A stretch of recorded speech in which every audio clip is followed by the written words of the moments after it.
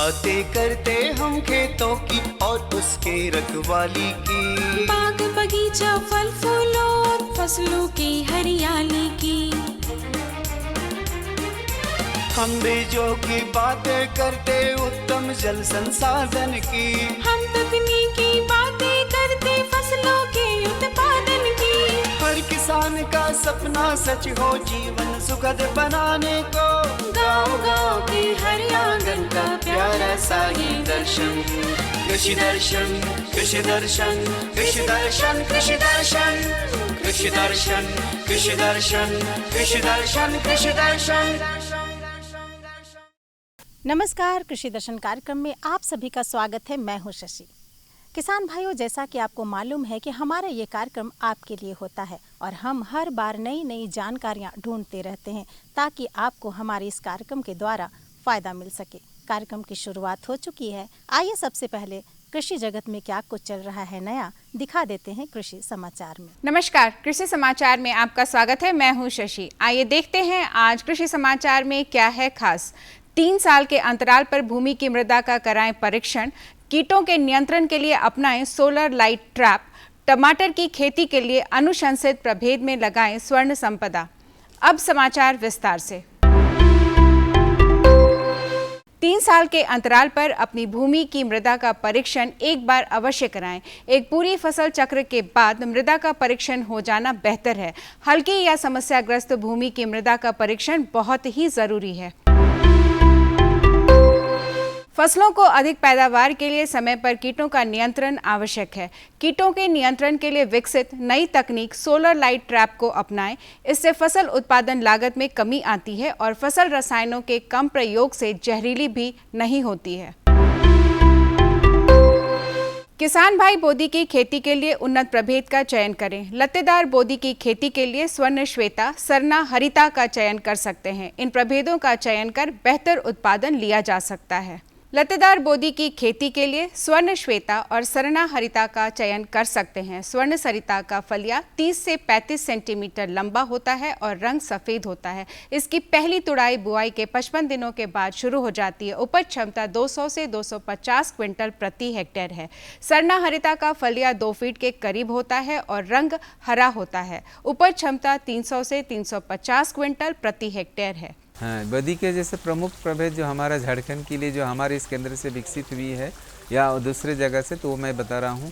तो जो लतरदार किस्म है, ये लतरदार किस्म के लिए जो उन्नत किस्म है वो है स्वर्ण श्वेता, और जिसका मतलब फलिया करीब 30 से 35 सेंटीमीटर लंबे होते हैं, हल्के मतलब सफ़ेद रंग के होते हैं, और मतलब इसका करीब 55 दिन में, मतलब बुआई से 55 दिन के बाद पहला तुड़ाई शुरू हो जाती है। इसकी उपज क्षमता करीब 200 से 250 क्विंटल प्रति हेक्टेयर के दर से है। इसके अलावा जो स्वर्ण हरिता है, जिसका फलिया गहरे हरे रंग के होते हैं और बहुत लंबी होती है, जैसे करीब 60 से 70 सेंटीमीटर, 2 फीट से ज़्यादा होते हैं।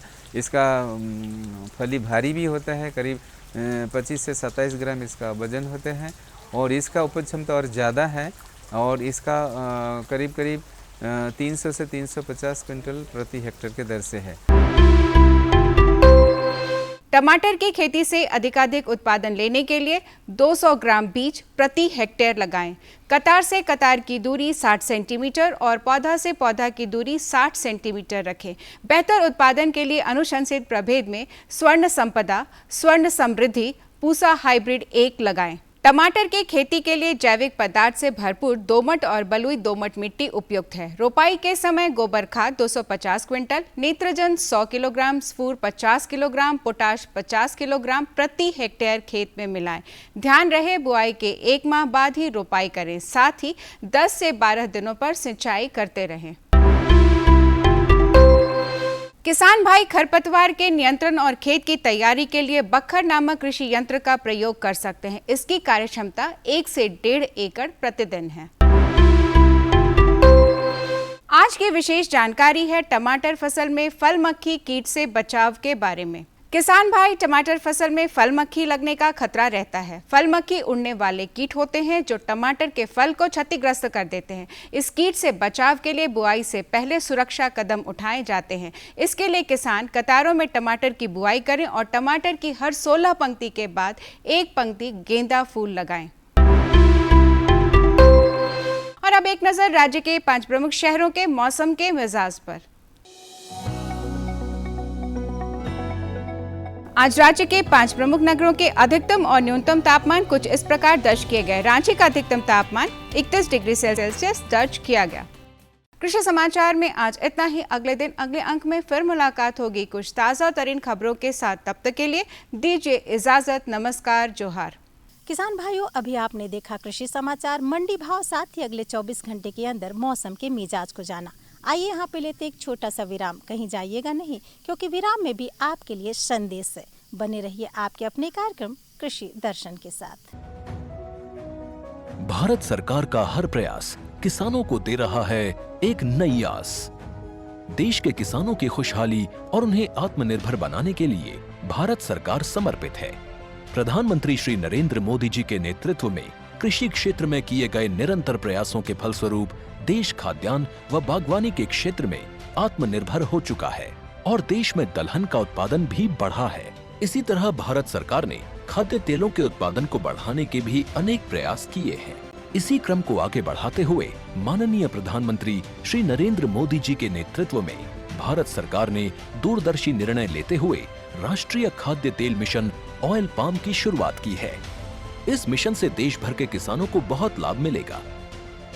कृषि के पूंजी निवेश में वृद्धि होगी, खाद्य तेल आयात पर देश की निर्भरता कम होगी और रोजगार के नए अवसर पैदा होंगे। खाने के तेल में आत्मनिर्भरता के लिए अब राष्ट्रीय खाद्य तेल मिशन ऑयल पाम का संकल्प लिया गया है। इससे किसानों को तो सीधा लाभ होगा ही, गरीब और मध्यम वर्ग के परिवारों को सस्ता और अच्छी क्वालिटी का तेल भी मिलेगा।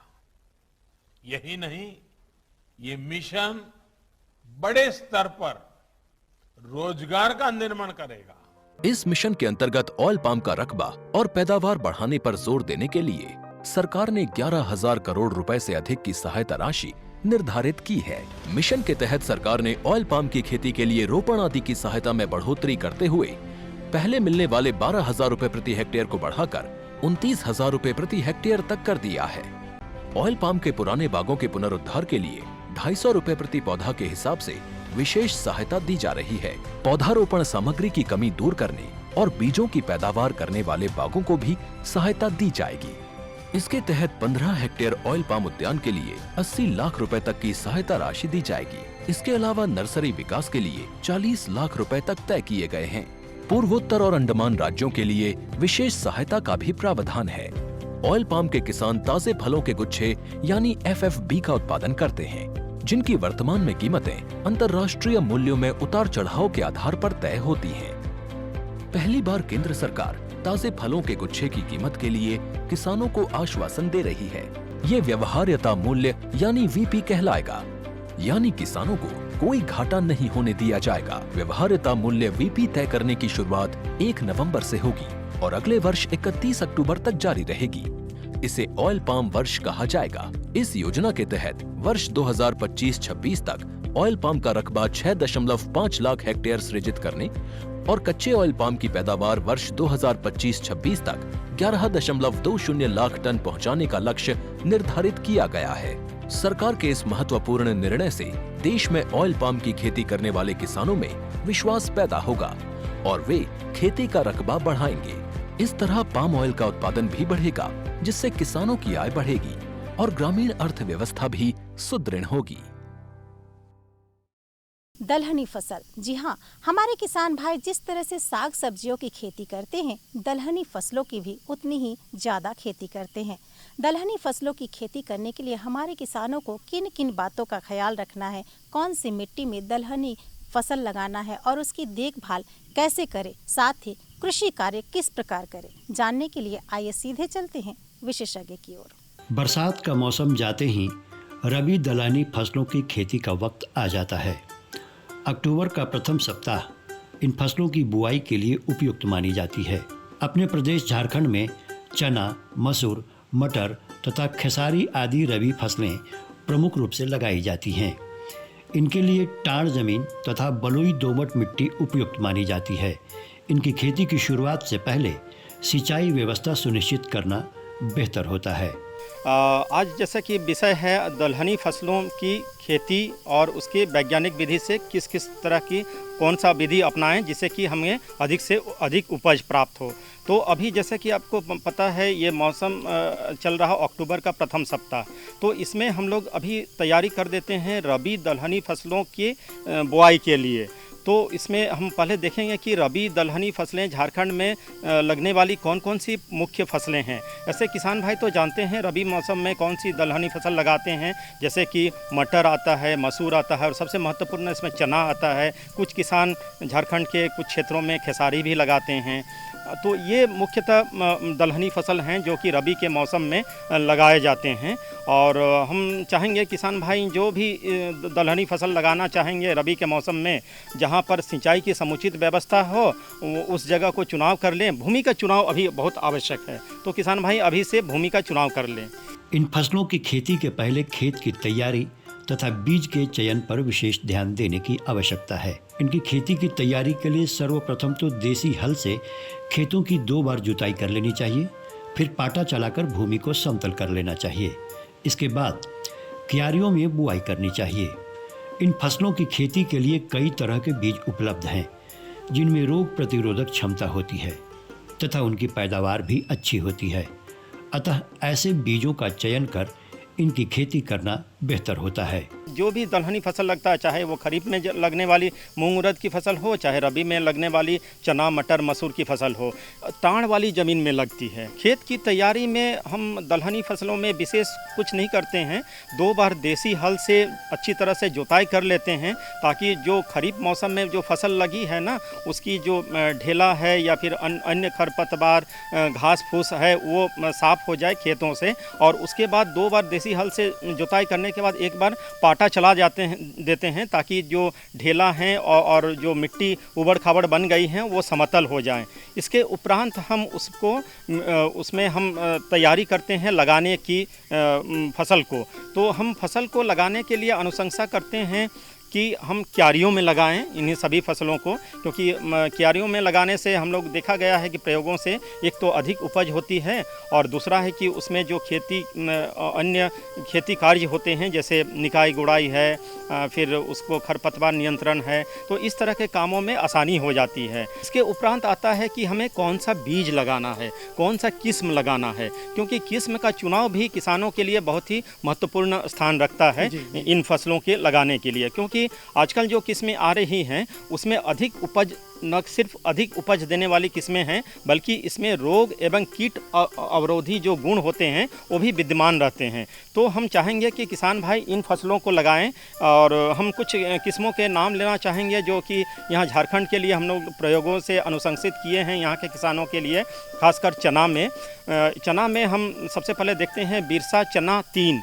ये बिरसा कृषि विश्वविद्यालय से एक विकसित अपेक्षाकृत नई किस्में हैं और इसमें उपज क्षमता 15 से 20 क्विंटल तक हमें मिल जाता है प्रति हेक्टेयर। बीजों को बोने से पहले उनका राइजोबियम कल्चर से उपचार करना बेहतर होता है।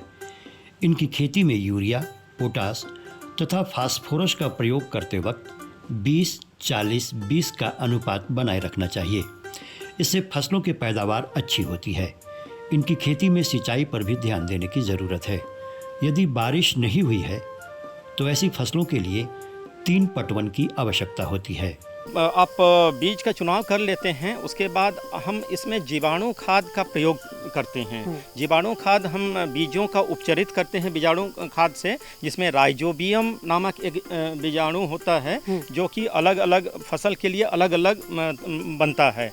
तो इसको लगभग 1 किलो बीज में 5 या 10 ग्राम के मात्रा में अच्छी तरह लपेट के लगाना चाहिए ताकि इसका जो नेत्रजन का आवश्यकता है वो इन जीवाणु खादों से आपूर्ति हो जाए।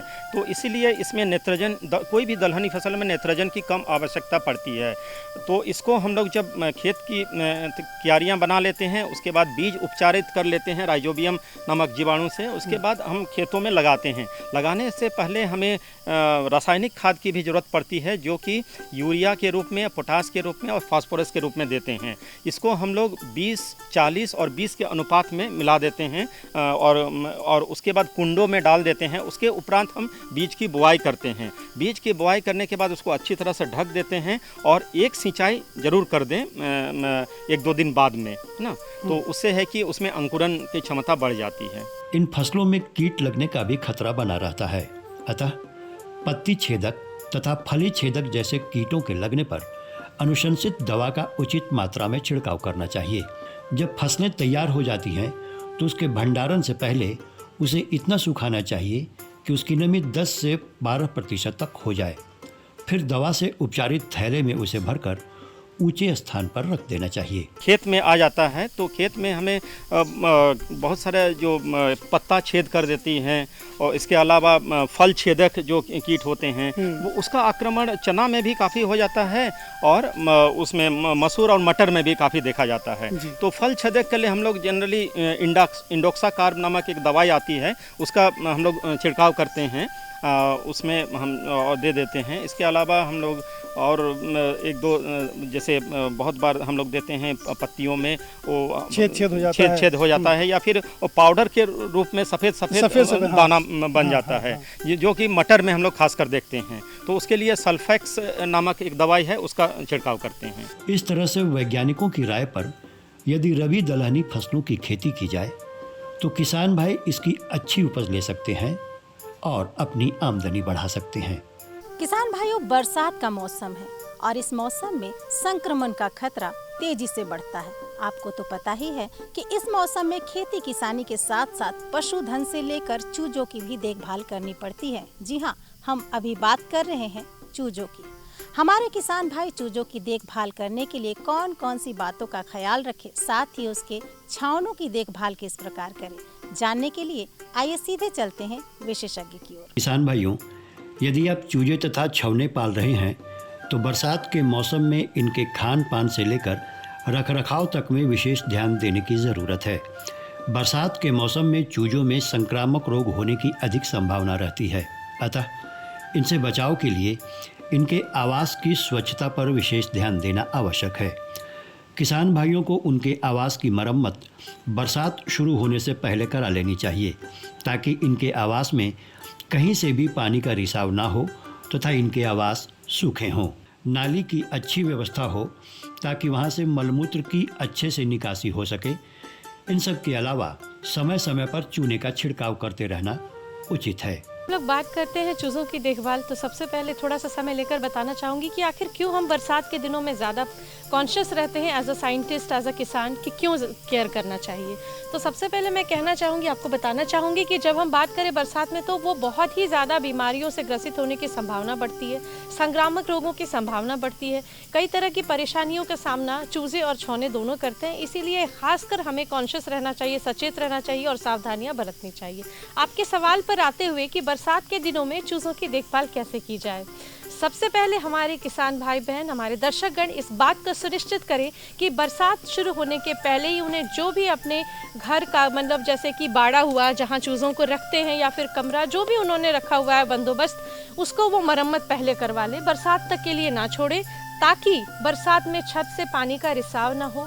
जो चूज़े रह रहे हैं वहाँ उन्हें साफ सूखा वातावरण मिले।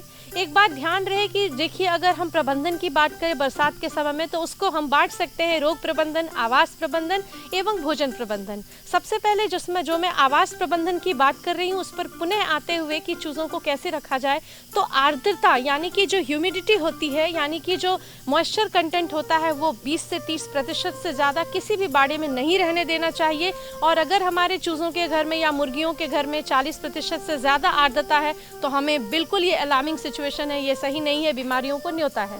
दूसरी चीज़, जो चूज़ों का बिछावन होता है, यानी जिसे हम लिटर के नाम से भी जानते हैं, उसे बीच बीच में बदलते रहना चाहिए, क्योंकि अगर हम उसे बीच बीच में नहीं बदलेंगे तो उसमें अमोनिया का कंटेंट बढ़ेगा और इतना ही नहीं, वो बहुत सारे इन्फेक्शन का सोर्स होगा।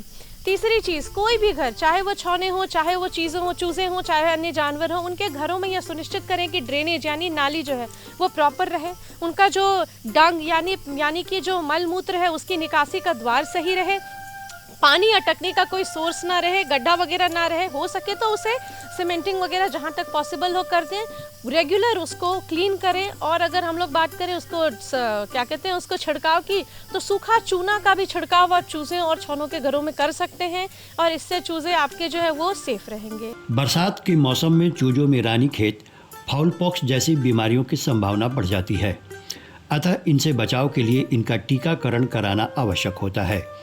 यदि इन्हें ये बीमारियां हो जाती हैं तो पशु चिकित्सक की सलाह पर उन्हें दवाइयां देनी चाहिए। मुख्यतः देखिए, एक तो बाकी सारे रोग भी बैक्टीरियल वायरल यानी विषाणु जनित, जीवाणु जनित और अन्य जैसे कि कॉक्सीडियोसिस, माइकोसिस भी बढ़ जाते हैं, लेकिन ओवरऑल जो मेन बीमारियां बढ़ती हैं उसमें से हम 3 मुख्य बीमारियों का जिक्र करना चाहूँगी जो कि चूज़ों में परेशान कर सकता है। एक है रानीखेत डिजीज़ या न्यूकैसल डिजीज़, दूसरा है फाउल पॉक्स डिजीज़ और तीसरा है इन्फेक्शियस बर्सल डिजीज़।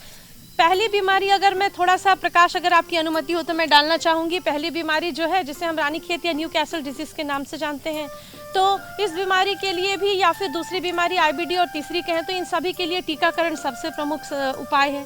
लेकिन अगर वो बीमारी लग गई है तो यह सुनिश्चित करें तो उसे सेकेंडरी बैक्टीरियल इन्फेक्शन से बचाने के लिए एंटीबायोटिक जो सुटेबल हो दे। विटामिन E और सेलेनियम काफ़ी महत्वपूर्ण होता है, उसको इम्यूनो बूस्टर के रूप में, उसके लिए हम लोग उसको एक सुनिश्चित डोज में सारे जानवरों को दे सकते हैं।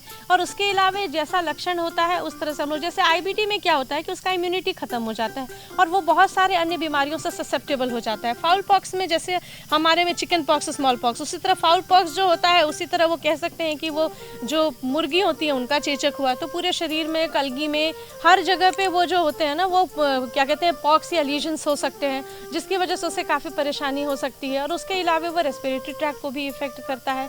जहाँ तक रानीखेत या न्यूकैसल डिजीज़ की बात करें तो उसका रेस्पिरेटरी और नर्वाइन दोनों फॉर्म होता है। तो इस तरह के जो भी हैं उचित पशु चिकित्सक की सलाह लेकर इन तीनों बीमारियों के हो जाने पर निश्चित कंसल्ट करें, लेकिन टीकाकरण बचाव है और उसे सुनिश्चित करें। चूजों की तरह बरसात में पशुओं के छोटे छोटे बच्चे भी बीमारियों की चपेट में आ सकते हैं, अतः इनके आवास की भी साफ सफाई जरूरी है। इनके आवास में सूखे चूने का व्यवहार करना चाहिए। फिर फिनाइल तथा ब्लीचिंग पाउडर से समय समय पर आवास की सफाई करनी चाहिए।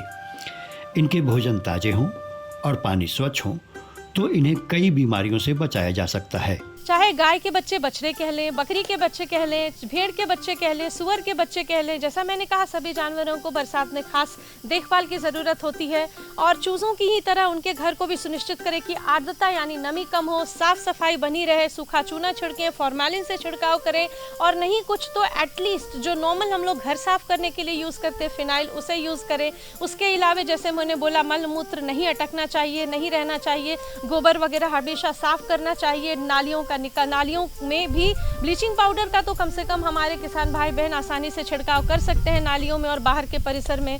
उसके अलावा कंस्ट्रक्शन के टाइम में ये ध्यान रखें कि प्रॉपर वेंटिलेशन और प्रॉपर निकासी हो, सारे मलमूत्र और पानी का अटकने की कोई जगह ना हो। एक बहुत महत्वपूर्ण बात है कि ओवरऑल हमेशा और खासकर बरसात में जब हम दाना रखेंगे जानवरों का, उसमें फफूंदी लगने का डर रहता है और उससे एफ्लाटॉक्सिकोसिस और कई जघन्य समस्याएं हो सकती है। इसीलिए उसे रखने के लिए यह सुनिश्चित करें कि उसको ज़मीन से ऊपर और दीवार से हटा कर रखें। इससे क्या होगा कि उसमें मॉइस्चर कंटेंट कम आएगा और फंगल इन्फेक्शन, मतलब इसकी चांसेस कम रहेंगे, मोल्ड वगैरह इन्फेस्टेशन के चांसेस कम रहेंगे। छौनों को बीमारियों से बचाने के लिए उनका समय पर टीकाकरण कराना चाहिए और बीमारी होने पर पशु चिकित्सक की सलाह लेनी चाहिए। सुनिश्चित करना चाहिए जो 3 बीमारियां जैसे गाय भैंस के में भी होने की संभावना बहुत होती है, बछड़ों में भी होती है, तो ये जब हम लोग बात करते हैं तो FMD, HS और BQ ये 3 बीमारी बछड़ों में, PPR और एंटेरोटॉक्सीमिया ये 2 बीमारियां गोट और शीप में बहुत महत्वपूर्ण है, खासकर बरसात के पहले। इसीलिए सुनिश्चित करें कि इसका टीकाकरण सही समय पर हुआ है और हो जाने पर यथा लक्षण तथा दवा जरूर दें। उसके लिए उचित पशु चिकित्सक को कंसल्ट करें। FMD के प्रमुख लक्षण है बुखार बुखार होना, मुंह में छाले, फुट एंड माउथ डिजीज, जैसा नाम कहता है कि घाव मुंह में, पैर में, ये क्लोवन फुटेड यानी खुर वाले एनिमल्स में होता है। उसके अलावा तो ऑब्वियसली इसमें बहुत तकलीफ होती है, जानवर को लार निकलता रहता है, खा नहीं पाता है, और इसमें इसकी इसलिए देखभाल ज़रूरी है, इसकी उचित चिकित्सा ज़रूरी है। दूसरा हमारा हो गया हेमोरेजिक सेप्टिसीमिया, जो कि पास्चुलर मल्टोसिडा से होता है, एक बैक्टीरियल डिजीज़ है। और तीसरा हमारा बीमारी हो गया BQ यानी ब्लैक वाटर, और ये हेमोरेजिक सेप्टिसीमिया पर आते हुए इसे गलघोटू भी कहते हैं। तो नाम जैसा आप समझ रहे हैं, इसमें रेस्पिरेटरी डिस्ट्रेस होती है, और BQ में जो होता है वो लीजन्स, हेमोरेजिक लीजन्स होते हैं, और उसमें क्या होगा ना कि BQ में जैसे कुड़कुड़ की आवाज़ आएगी जहाँ पे लीजन्स होते हैं। इस तरह से बरसात के मौसम में कुछ बातों पर ध्यान देकर किसान भाई चूजों और छवनों की देखभाल कर सकते हैं और उन्हें रोग मुक्त और स्वस्थ बना सकते हैं। तो ये थी हमारी आज की जानकारी। हमारी जानकारी आपको कैसी लगी, आप हमें हमारे इस पते पर लिख सकते हैं। फटाफट हमारा पता नोट करिए। हमारा पता है कार्यक्रम कृषि दर्शन, कृषि प्रकोष्ठ द्वारा केंद्र निदेशक, दूरदर्शन केंद्र, रातू रोड, रांची। पिन संख्या है 834001। फिर मिलेंगे, तब तक के लिए कृषि दर्शन की पूरी टीम के साथ मुझे दीजिए इजाजत। नमस्कार, जोहार।